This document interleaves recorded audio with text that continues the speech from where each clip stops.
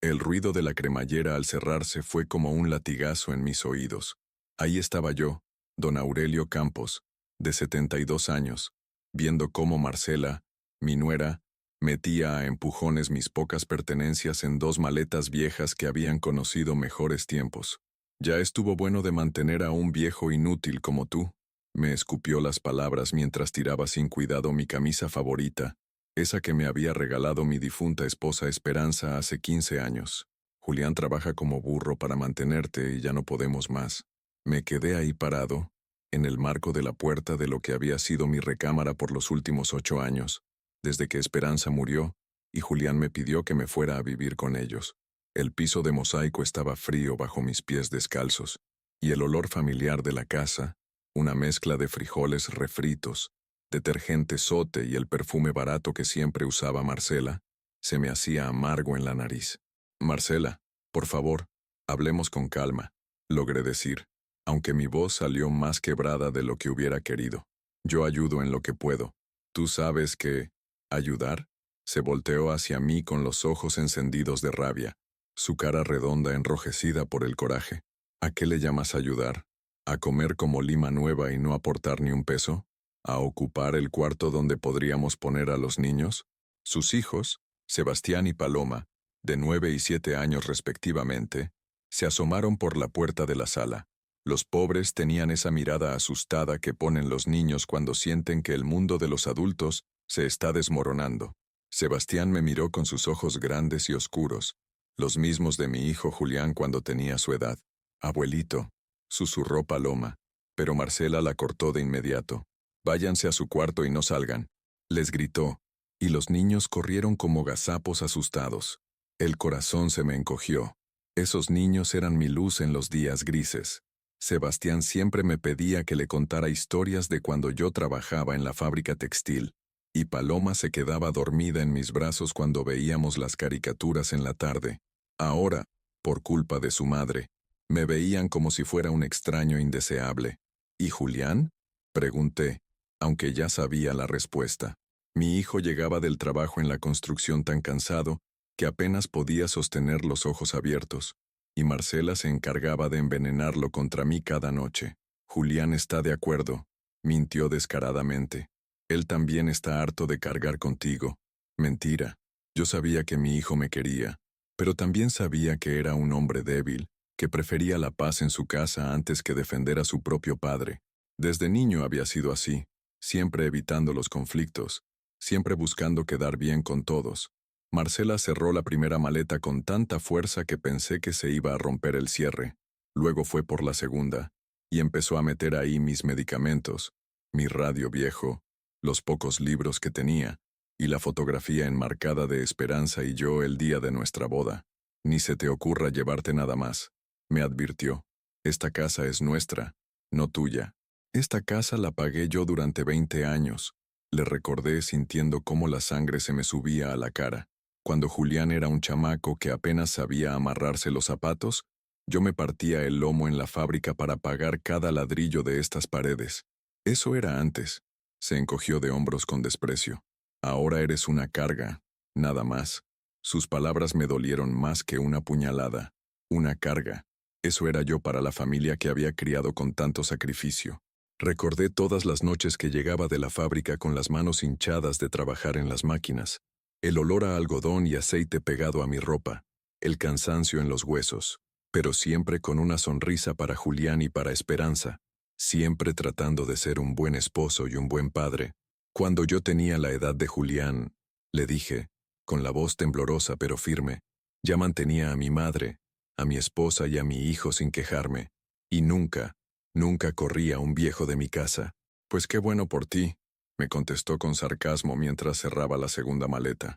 Pero los tiempos cambian, y nosotros no tenemos por qué cargar con tus problemas de salud y tu mal humor, mi mal humor, como si no tuviera derecho a estar triste por la muerte de mi esposa, como si no tuviera derecho a sentir dolor en las articulaciones por los 50 años que trabajé como animal para sacar adelante a mi familia, como si no tuviera derecho a existir. El sonido de la puerta principal al abrirse me hizo voltear. Era Julián que regresaba del trabajo, con su casco amarillo todavía en la mano, la camisa de mezclilla empapada de sudor y una expresión de cansancio que conocía muy bien. «¿Qué está pasando aquí?», preguntó, aunque por la forma en que evitaba mirarme directamente a los ojos, supe que ya sabía lo que estaba pasando. «Le estoy explicando a tu papá que ya es hora de que busque otro lugar donde vivir», dijo Marcela con una sonrisa falsa. «Ya hablamos de esto, ¿verdad, mi amor?». Julián se quedó callado, jugando nerviosamente con su casco. Era un hombre alto, de casi 40 años, pero en ese momento parecía un niño regañado. Sus manos, callosas por el trabajo, temblaban ligeramente. «Papá», empezó a decir, pero no pudo continuar. «Dime que no estás de acuerdo con esto, mijo», le supliqué. «Dime que no vas a permitir que me corran de la casa que construí con mis propias manos». Julián se pasó la mano por la cara, dejando una marca de tierra en la mejilla. El silencio se alargó como un chicle, pesado y amargo. Yo podía oír el tic-tac del reloj de pared que había comprado cuando él nació. Cada segundo que pasaba era como una gota de ácido en mi corazón.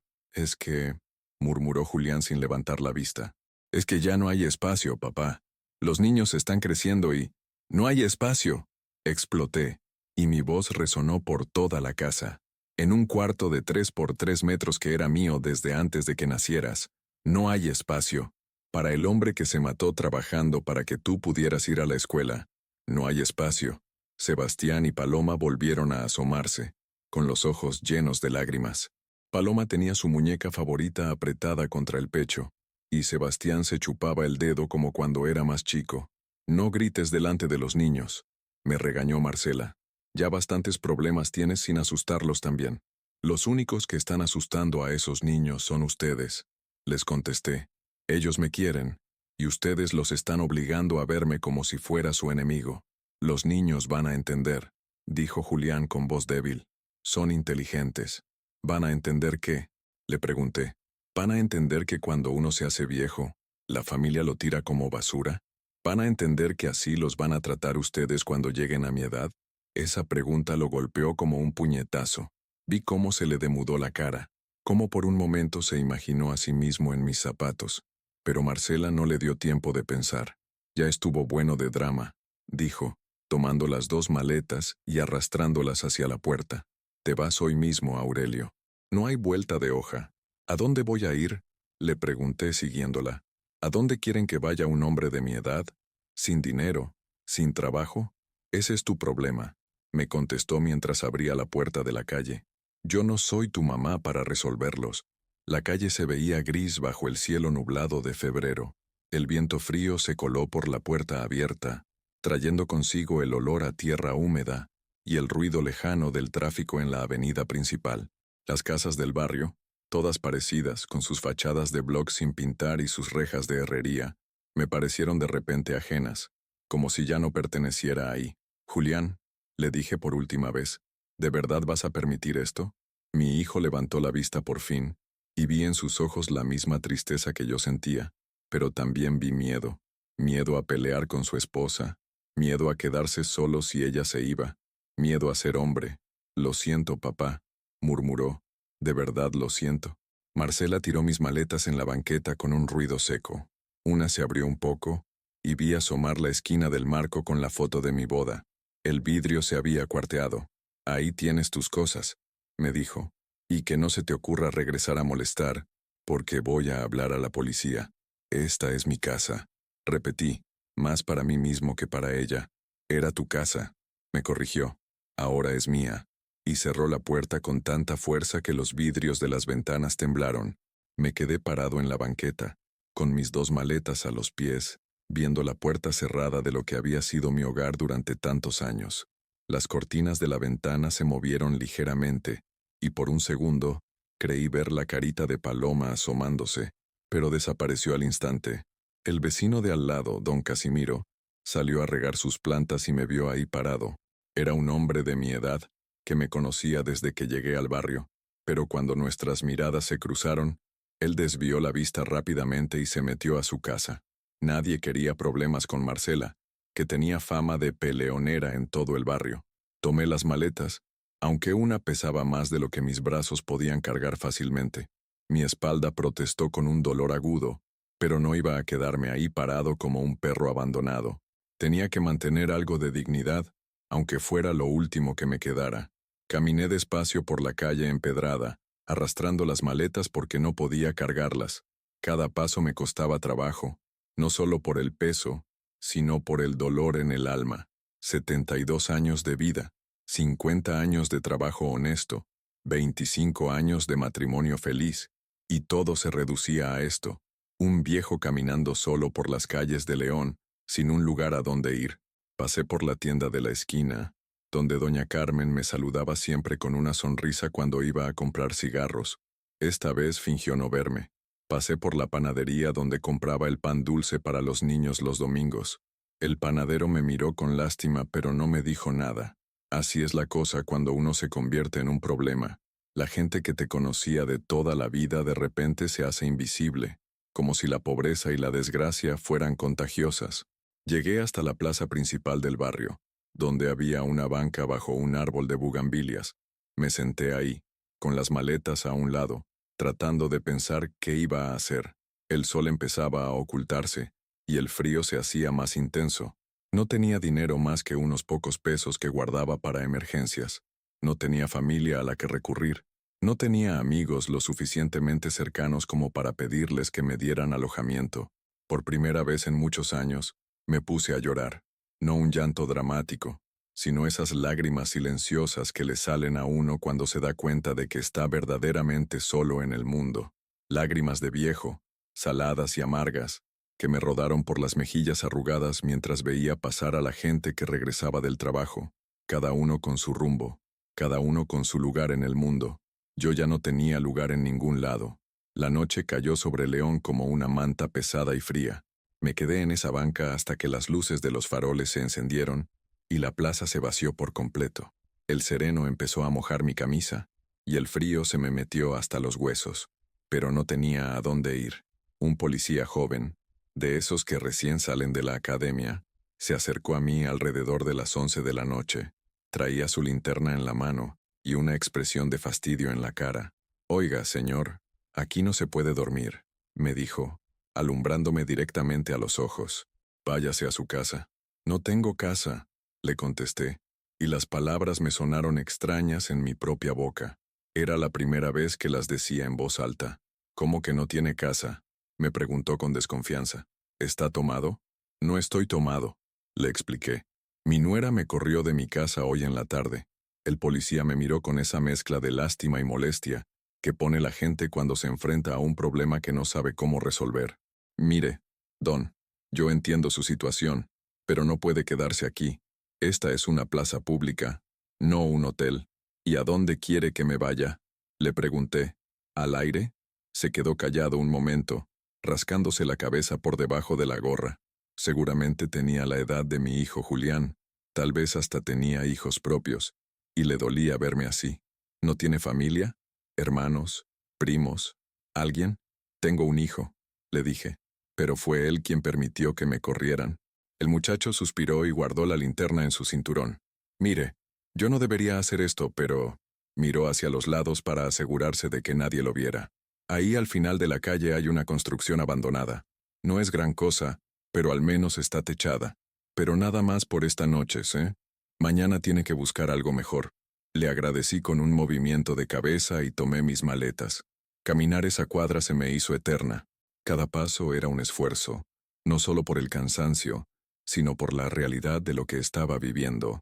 Aurelio Campos, el hombre que había sido respetado en su trabajo, que había criado a un hijo, que había sido un buen esposo, ahora caminaba por las calles buscando un lugar donde refugiarse como un vagabundo. La construcción abandonada era lo que quedaba de lo que iba a ser una tienda de abarrotes. Las paredes estaban a medio construir, había varillas saliendo del concreto como dientes rotos, y el piso era pura tierra con charcos de agua de lluvia, pero tenía un pedazo de techo de lámina que me podía proteger del sereno. Me acomodé en una esquina, usando una de las maletas como almohada y tapándome con la ropa que traía en la otra. El frío se me metía por todos lados, y cada vez que trataba de encontrar una posición cómoda, alguna piedra o pedazo de varilla, se me enterraba en el cuerpo. Pero lo que más me dolía no era el frío ni la incomodidad, era recordar la cara de Sebastián y Paloma cuando me vieron salir. Era pensar en cómo mi propio hijo había sido incapaz de defenderme. Era imaginar a Marcela riéndose con sus amigas, contándoles cómo había sacado al viejo estorbo de su casa. No pude dormir ni un minuto en toda la noche. Me quedé ahí acostado, mirando las estrellas a través de los huecos del techo, recordando mejores tiempos. Cuando llegué a León, hace 30 años, recién casado con Esperanza y con Julián de apenas 2 años, conseguí trabajo en la textilera La Guadalupana. Era un trabajo duro, de sol a sol, pero tenía prestaciones y un sueldo fijo que me permitía mantener a mi familia con dignidad. Esperanza era una mujer trabajadora, que complementaba mis ingresos lavando ropa ajena y haciendo tortillas para vender. Nunca se quejaba, nunca me hacía sentir mal por no ganar más dinero. Al contrario, siempre me decía que era el mejor esposo del mundo, que era un hombre de bien. Aurelio, me decía mientras me frotaba la espalda después de un día pesado en la fábrica, tú eres un hombre bueno. Nuestro hijo va a estar orgulloso de ti cuando crezca. Qué equivocada estaba mi pobre Esperanza. Si pudiera verme ahora, tirado como un perro en una construcción abandonada, se le rompería el corazón. El amanecer llegó gris y triste. Me levanté con todo el cuerpo entumido, sintiendo como si me hubiera pasado por encima un camión. Tenía la ropa húmeda y sucia, y cuando me vi reflejado en un charco de agua, no reconocí al hombre que me miraba de vuelta. Tomé mis maletas y salí a la calle. La gente empezaba a moverse, yendo al trabajo, llevando a los niños a la escuela, viviendo sus vidas normales mientras yo arrastraba la mía hecha pedazos. Pasé por una panadería, y el olor del pan recién hecho me hizo rugir el estómago. No había comido nada desde el día anterior en la mañana, pero cuando busqué en mis bolsillos solo encontré 20 pesos arrugados. Tenía que administrarlos bien porque no sabía cuándo iba a conseguir más. Compré un bolillo y un café negro, y me senté en la banqueta a desayunar. El pan estaba caliente y suave, pero se me hacía difícil tragarlo por el nudo que tenía en la garganta. Una señora que pasaba con su nieto me vio ahí sentado y le dijo al niño, «No te acerques, mijito. Ese señor está loco». El niño me miró con curiosidad, pero la señora lo jaló del brazo y se alejaron rápidamente. ¿Loco? ¿Eso era lo que veía la gente cuando me miraba? Después del desayuno, decidí caminar por el barrio. Tal vez podría encontrar algún trabajo, alguna forma de ganar unos pesos para sobrevivir. Tenía 72 años, pero todavía podía hacer cosas. Barrer, cargar bultos ligeros, cuidar una casa. Llegué hasta una obra de construcción donde estaban levantando una casa. Vi al encargado, un hombre de mediana edad con casco amarillo y una libreta en la mano. «Buenos días», le dije. «¿No tendrá algún trabajito para mí? Puedo barrer, limpiar, lo que sea». El hombre me miró de arriba a abajo, fijándose en mi ropa arrugada y mi aspecto desaliñado. «¿Qué edad tiene, don?» «72», le contesté con orgullo. «Pero todavía estoy fuerte. Mire, don, yo entiendo su situación, pero esto es una construcción. Aquí se necesita gente joven, fuerte. Y además, ¿qué tal si se lastima? Después me van a echar la culpa a mí. Yo trabajé 50 años en una fábrica», le insistí. «Sé trabajar, sé seguir órdenes. Lo siento, don, pero no puedo ayudarlo». La misma respuesta me la dieron en 4 lugares más. Una tienda de abarrotes, un taller mecánico, una tortillería y un restaurante. En todos lados era lo mismo. «Está muy mayor, don. No tenemos trabajo para gente de su edad. Lo siento mucho, pero no se puede». Al mediodía, cansado de caminar y de recibir rechazos, me senté en otra banca del Parque Central. Ahí fue donde vi a doña Remedios. Doña Remedios Villanueva era una mujer de unos 60 años, delgada pero fuerte, que conocía de vista porque vivía en el mismo barrio. Siempre la había visto muy seria, muy formal, de esas mujeres que no se meten en problemas ajenos. Pero cuando me vio ahí sentado, con mis maletas y mi cara de derrota, se acercó a mí. «¿Don Aurelio?», me preguntó. «¿Qué hace aquí sentado con sus maletas?». No sabía si contarle o inventarle algo, pero estaba tan cansado de cargar la vergüenza, solo que decidí decirle la verdad. «Mi nuera me corrió de mi casa, doña Remedios. Dice que soy una carga». La cara de doña Remedios cambió completamente. Se puso seria, con esa expresión de enojo que ponen las mujeres mexicanas cuando alguien comete una injusticia. «¿Marcela Ortega?», preguntó, y cuando asentí, Soltó un suspiro de indignación. Esa mujer no tiene madre. Todo el barrio sabe cómo lo trata a usted. ¿Todo el barrio sabe? Pregunté sorprendido. Claro que sabe. Las paredes son delgadas y esa mujer grita como loca. Hemos escuchado cómo le habla, cómo lo humilla. Pero nadie se mete porque uno nunca sabe si el problema es real o no. ¿Y mi hijo? Pregunté, aunque ya sabía la respuesta. Su hijo es un cobarde, don Aurelio. Perdón que se lo diga así, pero es la verdad.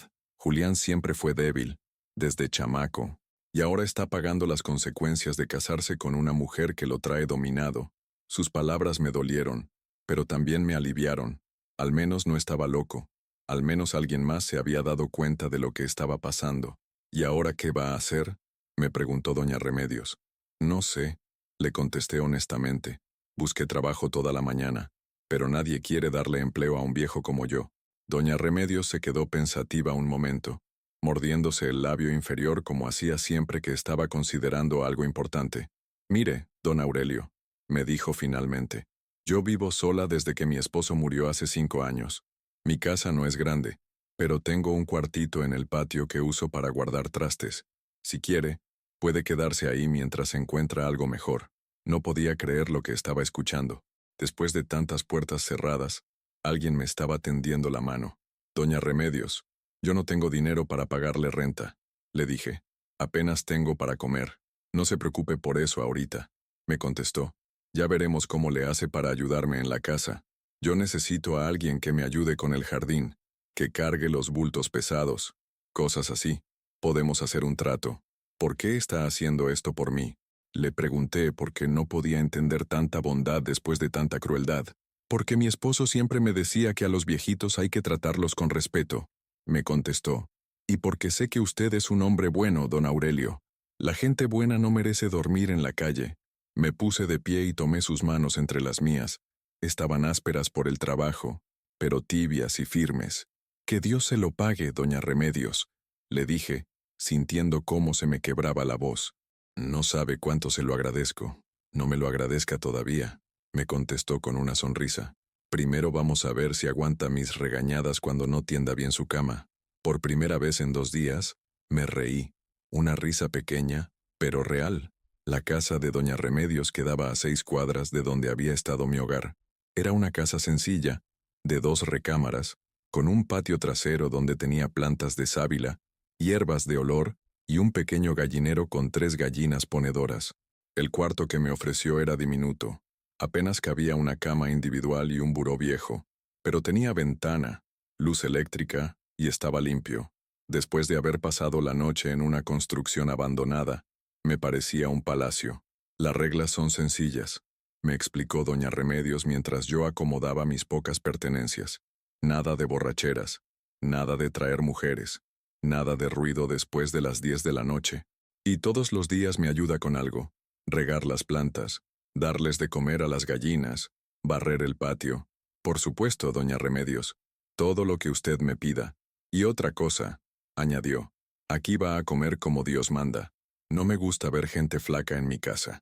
Esa noche, por primera vez en mucho tiempo, cené en una mesa como persona civilizada. Doña Remedios cocinaba sabroso: frijoles refritos con epazote, tortillas hechas a mano, huevos de sus propias gallinas y café de olla con canela. Mientras cenábamos, me contó de su vida. Su esposo, don Evaristo, había sido carpintero, y juntos habían criado a 3 hijos que ahora vivían en otros estados. No tenía nietos cerca, y la soledad a veces se le hacía pesada. Por eso no me molesta tener compañía, me dijo. Además, a mi edad ya no puedo cargar los bultos de cemento para las plantas ni subir escaleras para cambiar focos. Era un arreglo perfecto. Ella necesitaba ayuda, yo necesitaba un techo, pero más que eso, ambos necesitábamos compañía. Esa noche dormí en una cama de verdad, con sábanas limpias y una almohada suave, pero antes de quedarme dormido, no pude evitar pensar en Sebastián y Paloma. ¿Estarían preguntando por mí? ¿Les habría dicho Marcela que yo me había ido para siempre? ¿Julián se sentiría culpable por lo que había permitido?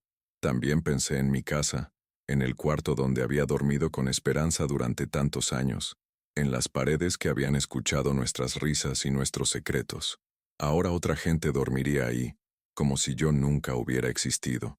Pero por primera vez en 2 días, pude cerrar los ojos sin sentir que el mundo se me venía encima. Doña Remedios me había dado más que un cuarto. Me había devuelto un pedazo de dignidad, y eso era más valioso que cualquier casa. Los primeros días en casa de Doña Remedios fueron como despertar de una pesadilla. Me levantaba temprano, antes que ella, y salía al patio a darles de comer a las gallinas. Esas 3 gallinitas, Canela, Negrita y Güerita, como las había bautizado Doña Remedios, se acostumbraron rápido a mí.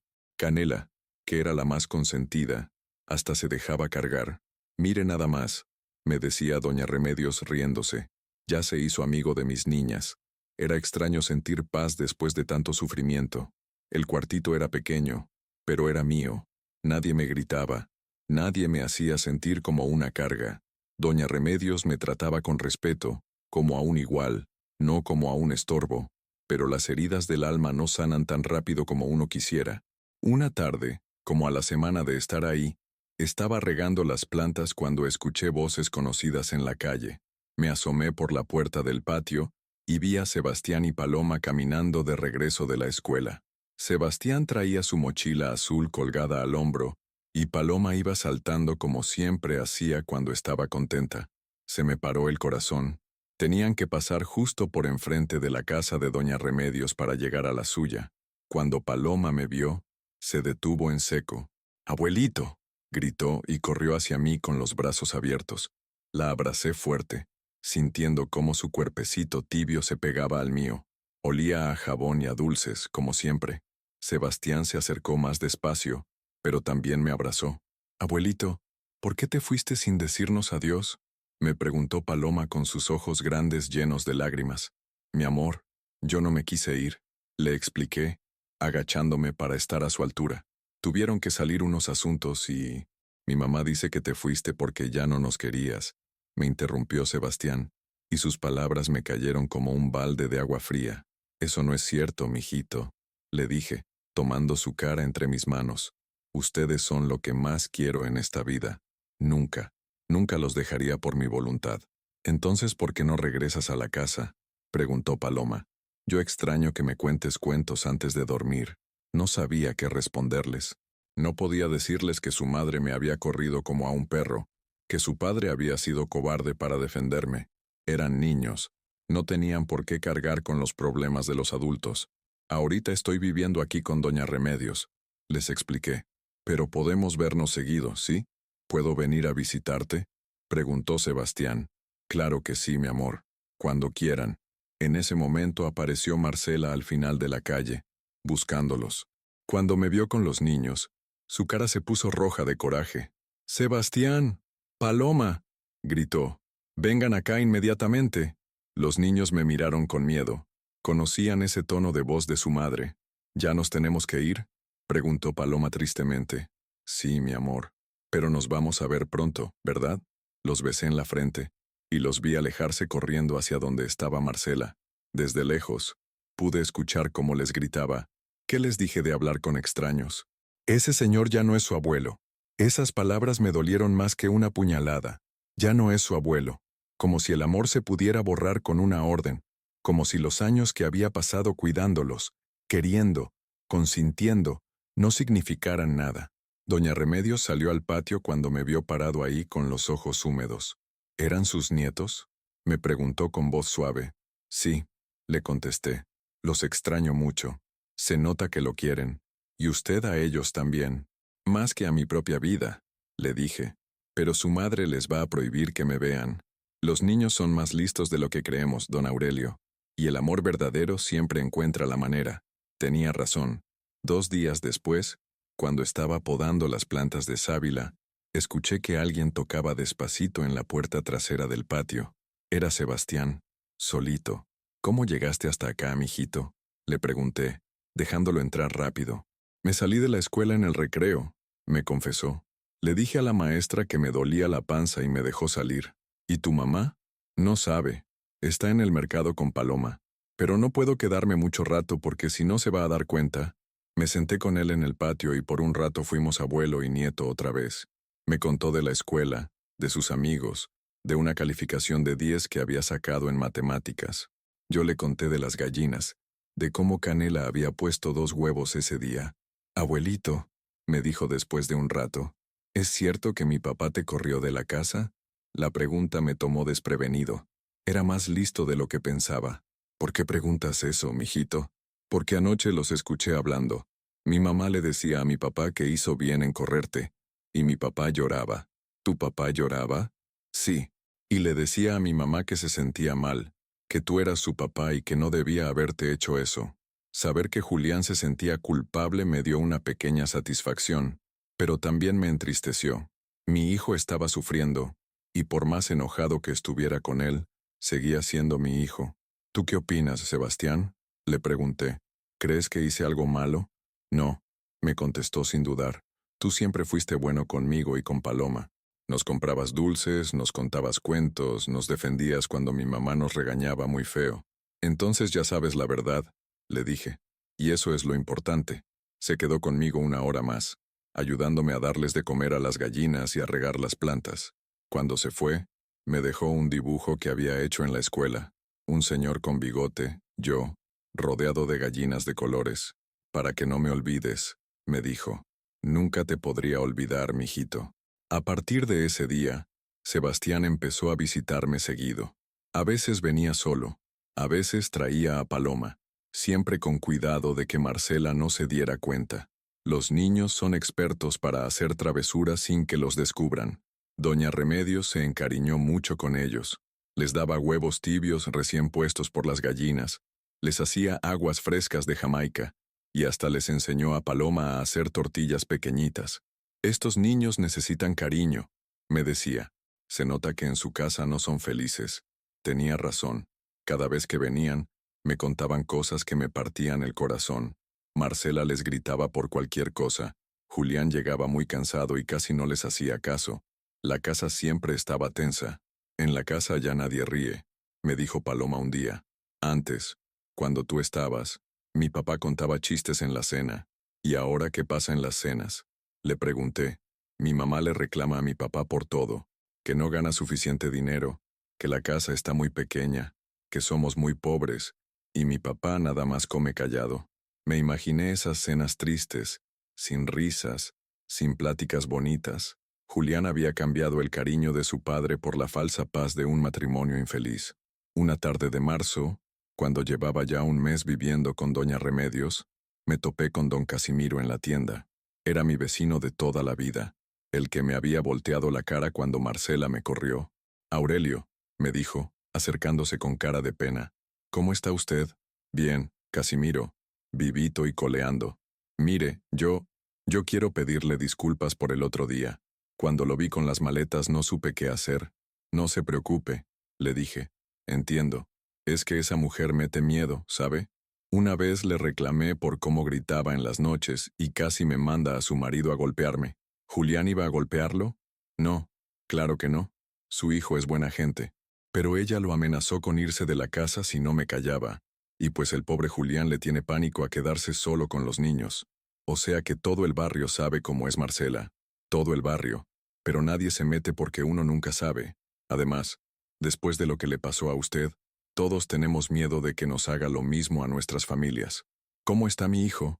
Le pregunté, porque a pesar de todo, seguía siendo mi hijo. Mal, Aurelio. Se ve muy triste. Ha bajado de peso. Ya no saluda a los vecinos. Llega del trabajo y se mete directo a la casa. El otro día lo vi comprando cerveza, y usted sabe que Julián nunca tomaba. Eso me preocupó. Julián había visto de niño cómo el alcohol destruía a las familias. Su tío, mi hermano menor, había muerto por el alcohol a los 40 años. Desde entonces, Julián le tenía miedo a la botella. ¿Y los niños? Los niños también se ven tristes. Sebastián ya no juega fútbol con los otros chavos del barrio. Y Paloma casi no habla. Antes era una niña muy platicadora. ¿Se acuerda? Me acordaba. Paloma podía hablar horas sobre cualquier cosa. Sus muñecas, las caricaturas, los gatos del barrio. Era una niñita llena de vida. Don Casimiro, le dije, ¿usted cree que Julián se arrepiente de lo que hizo? Estoy seguro, Aurelio. Pero ya usted sabe cómo son los hombres cuando se dejan dominar por la mujer. Se sienten con las manos amarradas. Esa noche no pude dormir, pensando en mi hijo. Por más coraje que le tuviera, seguía siendo mi sangre. Y si estaba sufriendo, si estaba tomando, algo tenía que hacer. Al día siguiente le pedí a doña Remedios que me acompañara a la iglesia. ¿Va a rezar por su familia?, me preguntó. Voy a prender una veladora por mi hijo, le contesté. Aunque haya sido cobarde conmigo, sigue siendo mi hijo. Y un padre no puede abandonar a un hijo, aunque el hijo lo haya abandonado a él. La iglesia del barrio, dedicada a San José, era pequeña pero acogedora. Tenía olor a incienso y a cera de vela, y la luz que entraba por los vitrales le daba un ambiente de paz. Prendí una veladora frente a la imagen de San José, el Padre Protector, el trabajador humilde. San José, le recé, tú que fuiste un padre bueno y protector, ayuda a mi hijo Julián a encontrar el valor que le falta, ayúdalo a ser el hombre que yo traté de enseñarle a ser, y protege a mis nietos, que no tienen la culpa de los errores de los adultos. Doña Remedios prendió una veladora también, pero no me dijo por qué. Cuando salimos de la iglesia, me sentía más tranquilo. Había puesto mi dolor en manos de Dios, y eso me daba paz. Esa tarde, Sebastián llegó corriendo al patio, más alterado que nunca.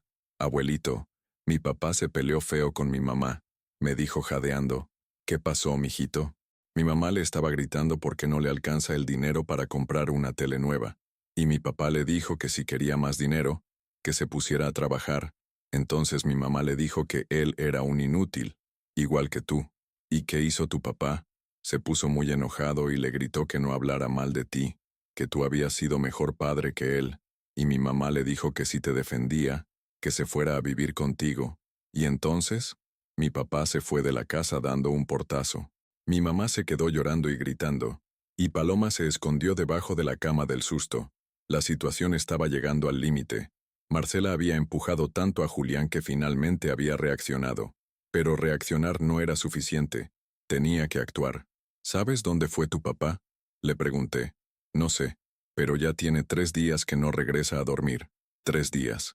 Julián había desaparecido por 3 días y nadie sabía dónde estaba. Como padre, a pesar de todo el dolor que me había causado, no podía quedarme con los brazos cruzados. Sebastián, le dije, mañana voy a buscar a tu papá, y cuando lo encuentre, vamos a tener una plática de hombres.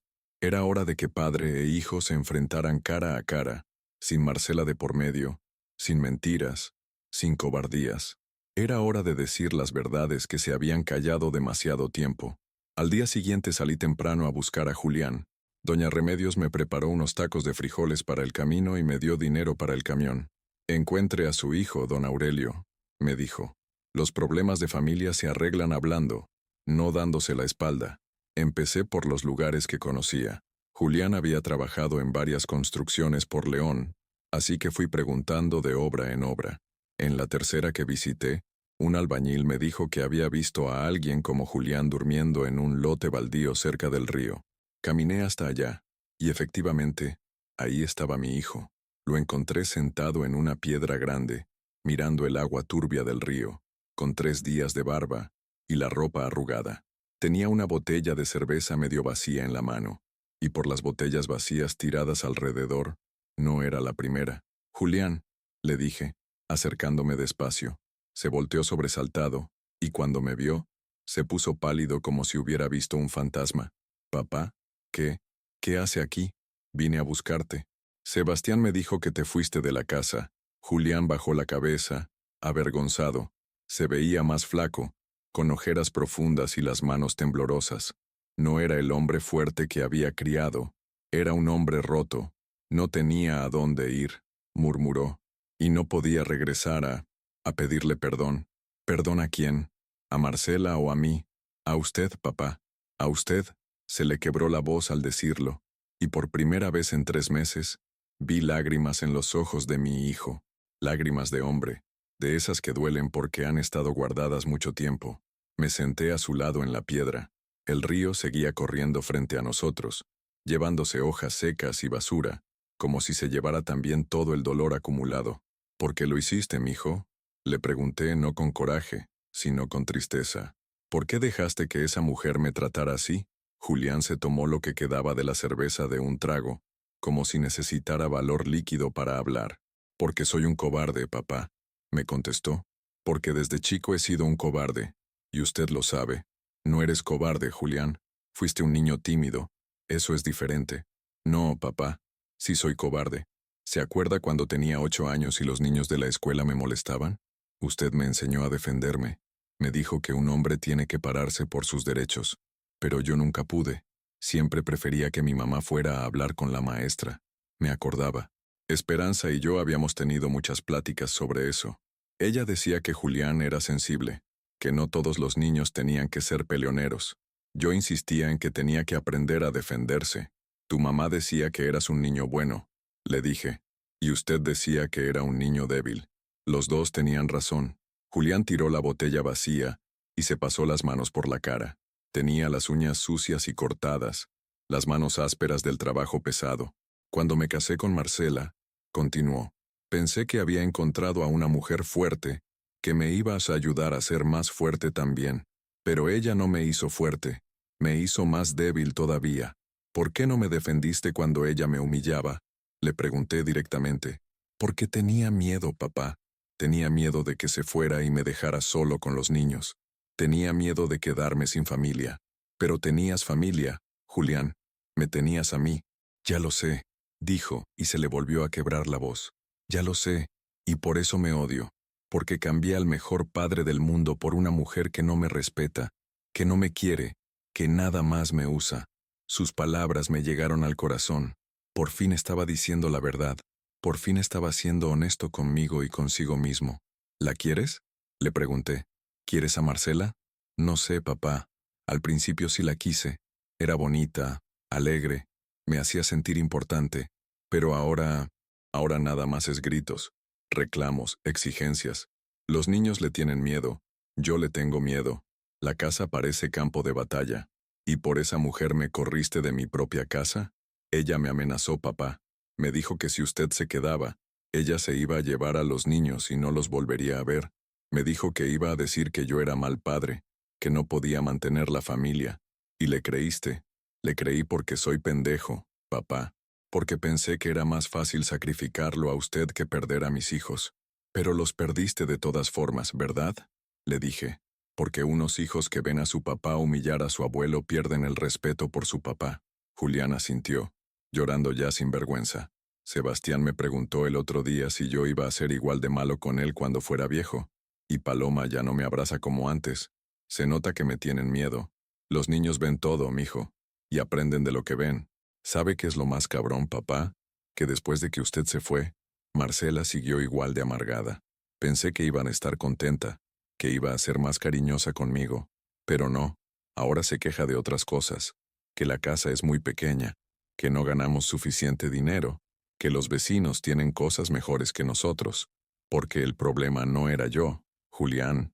El problema es que Marcela es una mujer insatisfecha, y la gente insatisfecha siempre encuentra algo de qué quejarse. ¿Me puede perdonar, papá?, me preguntó, volteando a verme con los ojos rojos.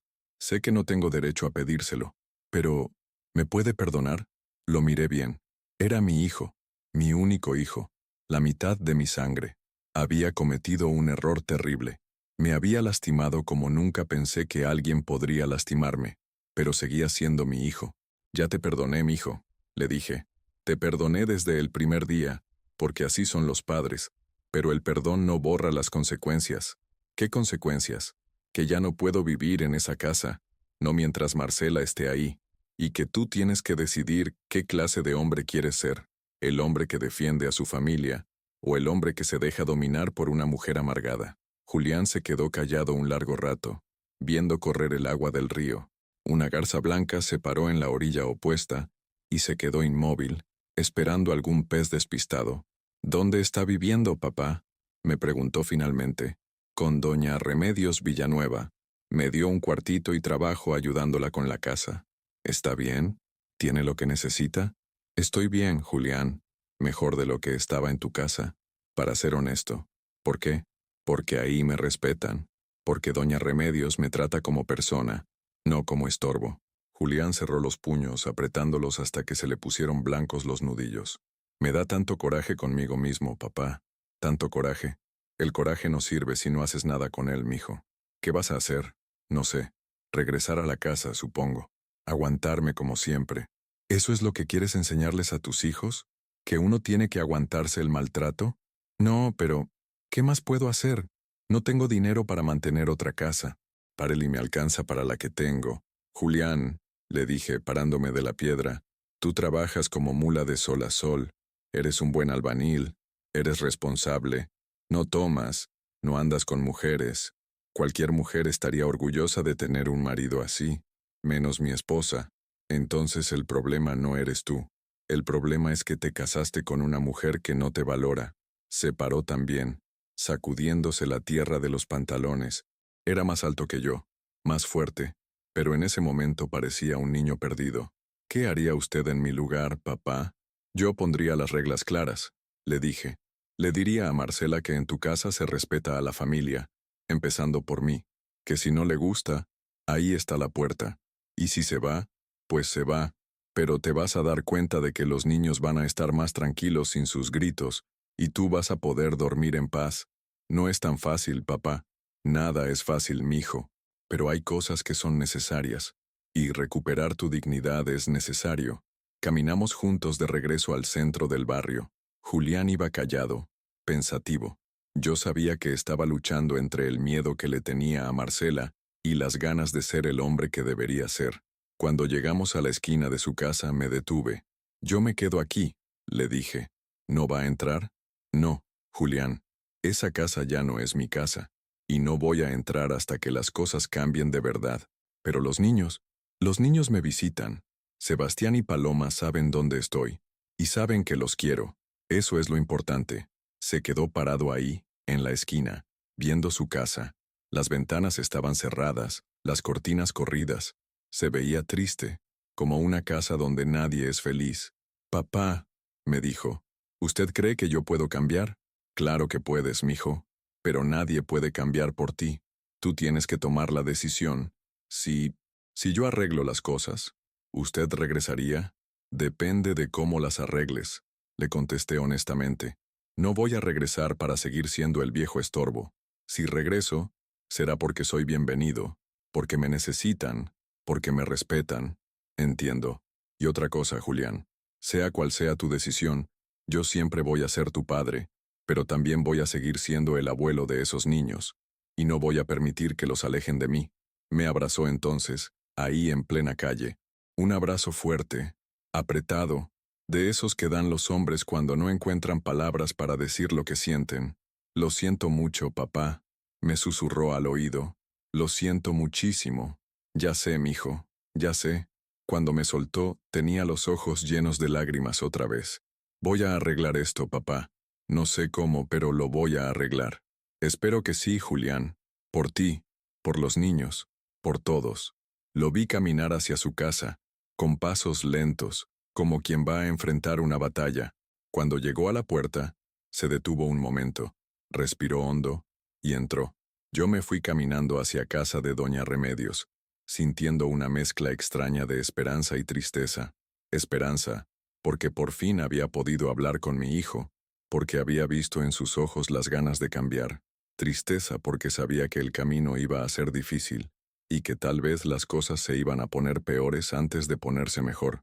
Esa noche, mientras cenábamos, Doña Remedios me preguntó cómo había estado el encuentro. Difícil, le dije, pero necesario. ¿Cree que su hijo va a cambiar? No sé, Doña Remedios, pero por primera vez en mucho tiempo, tengo un poquito de esperanza. La esperanza es lo último que se pierde, don Aurelio. Eso dicen, y los hijos, por más que nos lastimen, siguen siendo nuestros hijos. También eso dicen. Me quedé despierto hasta tarde esa noche, pensando en Julián, en los nietos, en el futuro incierto que nos esperaba a todos. Pero por primera vez en mucho tiempo, no me sentía completamente solo en el mundo. Tenía a Doña Remedios, tenía el amor de mis nietos y tal vez, solo tal vez, iba a recuperar a mi hijo. Pasaron 2 semanas sin saber nada de Julián. Los niños siguieron visitándome, pero ahora venían más seguido y se quedaban más tiempo. Sebastián me contaba que su papá había regresado a la casa, pero que las peleas con Marcela eran peores que nunca. Ahora mi papá ya no se queda callado cuando mi mamá grita. me dijo una tarde mientras ayudaba a doña Remedios a doblar la ropa. Ayer le dijo que ya estaba harto de sus reclamos, y mi mamá le aventó un plato. ¿Le pegó?, preguntó doña Remedios preocupada. No, pero se rompió en la pared, y después mi mamá se encerró en su cuarto llorando, y mi papá se quedó en la sala viendo la tele hasta muy tarde. Paloma, que estaba sentada en mis piernas dándole de comer migajitas de tortilla a Canela, suspiró como una personita grande. Yo ya no quiero vivir en mi casa, abuelito, me dijo. ¿Me puedo quedar a vivir contigo y con doña Remedios? Se me partió el corazón escucharla. Una niña de 7 años no debería sentir que su casa es un lugar del que quiere escapar. Mi amor, tú tienes que estar con tus papás, le expliqué. Pero sabes que aquí siempre eres bienvenida. Mi mamá dice que ya no podemos venir a verte, intervino Sebastián. Dice que tú nos metes ideas raras en la cabeza. ¿Qué ideas raras?, preguntó doña Remedios indignada. Que los abuelos merecen respeto, que las familias deben quererse, que no está bien gritarse, contestó Sebastián con la sabiduría de un adulto atrapada en cuerpo de niño. Ay, qué ideas tan raras, dijo doña Remedios con sarcasmo. Imagínese, enseñarles a los niños valores. Esa noche, después de que los niños se fueron, me quedé pensando en la situación. Las cosas en casa de Julián estaban empeorando, y yo me sentía impotente para ayudar. Por más que quisiera a mi hijo, no podía vivir su vida por él.